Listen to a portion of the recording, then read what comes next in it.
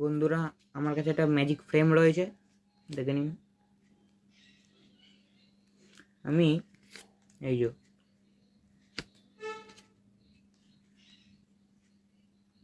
এখানে একটা লুকিয়ে রাখার জায়গা আছে।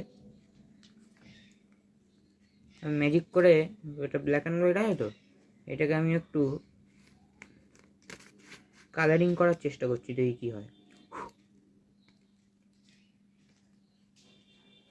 কালারিং কি হয়েছে? হ্যাঁ বন্ধুর, কালারিং হয়ে গেছে। এই দেখুন, এখানে কিছু নেই। কৌশলটা শেখাচ্ছি। একটা ফ্রেম বানিয়েছি, ফ্রেমটা এই দিকে আছে আর এখান থেকে একটা ভেতরে আমি নিয়েছি, ওখানে কালারিংটা আছে।